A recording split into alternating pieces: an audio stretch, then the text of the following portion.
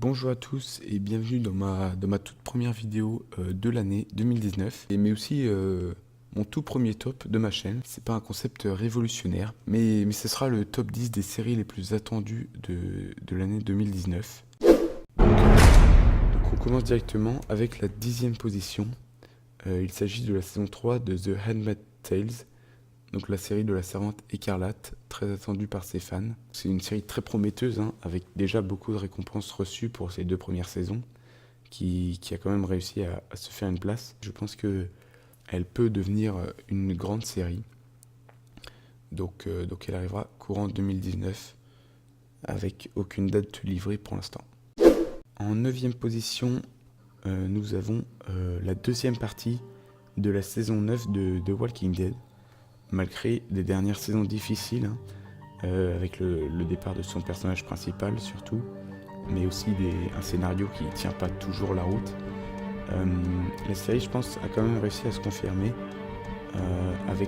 se reconfirmer en tout cas, avec le travail d'Angela Kang. Mais en plus, l'épisode 8 nous a laissé sur un assez gros cliffhanger, ce qui donne envie de voir la suite et qui promet une deuxième partie plutôt intéressante. Attendu pour le 10 février, donc dans un mois. La 8e série de ce classement est The Witcher, donc une toute nouvelle série Netflix tirée du livre polonais du même nom, qui a lui-même inspiré les jeux vidéo très populaires du même nom aussi, The Witcher. Je pense que tout le monde connaît quand même. Et donc elle arrivera en 2019 et racontera l'histoire du sorcier principal de la série, qui sera d'ailleurs joué par Henry Cavill, qui est l'acteur de Superman. Donc il joue Superman dans Batman vs Superman, mais aussi dans la Justice League. Donc c'est quand même pas rien, c'est un assez grand acteur. Donc la série est très attendue par les fans de la licence. En 7e position, nous avons The Crown, qui reviendra pour sa saison 3. Il s'agit du biopic américano-britannique d'Elizabeth II, créé par Peter Morgan, et il sera plus centré sur l'évolution du couple Windsor, ainsi que de la rencontre du prince Charles et de Diana Spencer. En 6e position, il s'agit de la saison 5 de Black Mirror. 2 ans après la saison 4, elle revient, après aussi la sortie de son film Bandersnatch en 2018. Elle revient sur nos écrans pour une 5e saison, donc sans trop laisser d'informations pour l'instant, à part le fait que ce soit en 2019. Mais à mon avis, elle risque d'être aussi prenante que les 4 autres saisons. Pour le milieu de classement, on a 13 Reasons Why. Donc là, on arrive quand même dans les grosses séries. Évidemment, la série Netflix qui suite à l'annonce de sa saison 3, a déclenché un engouement énorme du côté de la fanbase de la série. Et Dieu sait que cette fanbase est grande. Donc une série qui plaît beaucoup aux adolescents, mais ça se comprend, elle est quand même très bien écrite et très, très touchante, qui parle de sujets graves. Donc à mon avis, ça risque pas de s'arrêter pour la saison 3. Elle est attendue avec impatience.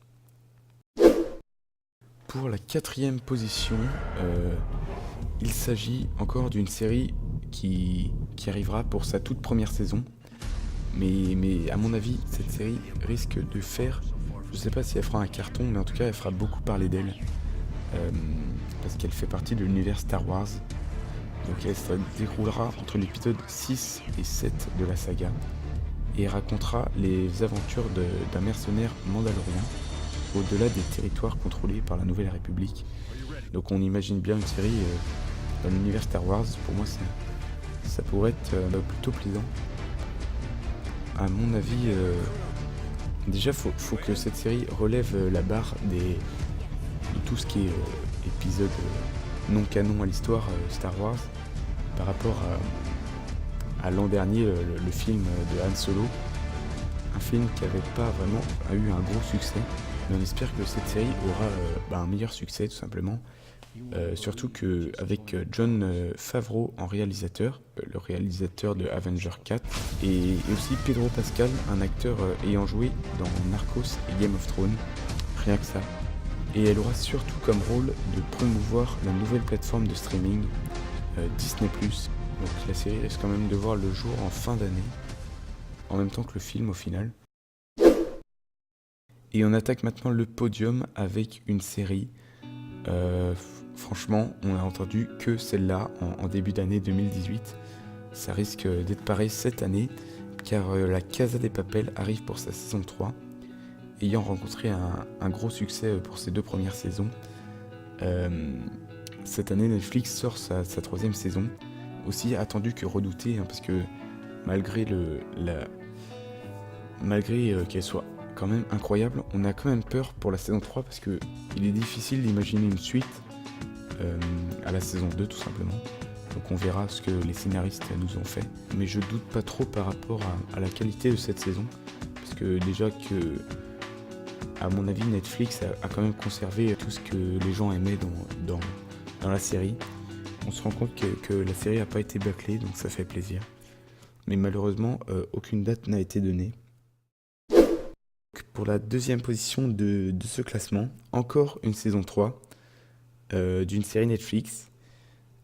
Mais cette fois pas des moindres, parce qu'il s'agit quand même de Stranger Things, la série la plus culte de Netflix, je pense qu'on peut le dire, qui arrive aussi donc pour une saison de 8 épisodes.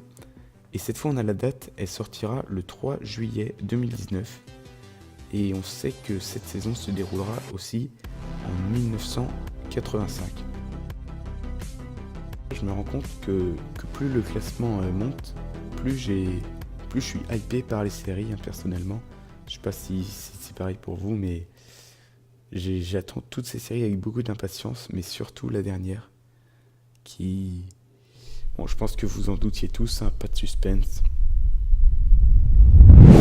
Donc il s'agit évidemment de la 8e et dernière saison de Game of Thrones, avec ses personnages connus dans le monde entier, et son budget d'environ 100 millions de dollars seulement pour le tournage de la saison 8. La série de tous les records reviendra pour son ultime saison, après 1 an et demi d'absence, ayant créé le plus gros engouement de l'histoire de la série tout simplement. Donc, pour enfin savoir qui s'assoira sur le trône donc à partir du mois d'avril. Plutôt fin avril.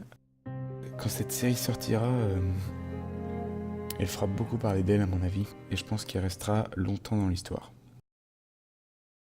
Donc voilà, le classement est terminé.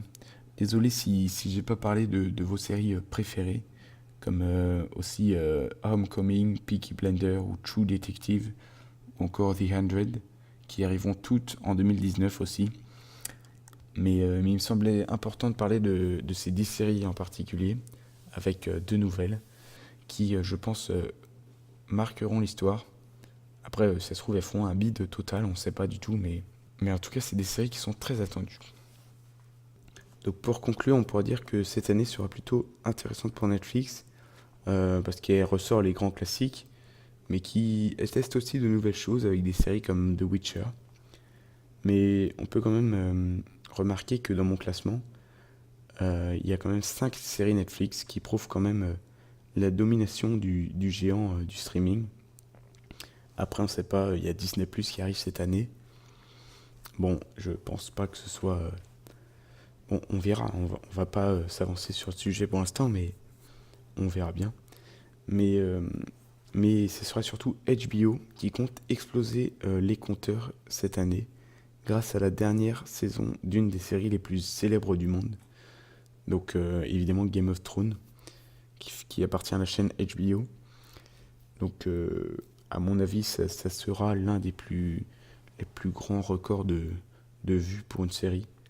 Parce que qu'est-ce qu'elle est attendue cette saison, c'est incroyable. En tout cas, moi je l'attends. Je sais que je suis pas le seul. Donc merci de m'avoir écouté et à bientôt pour une nouvelle vidéo.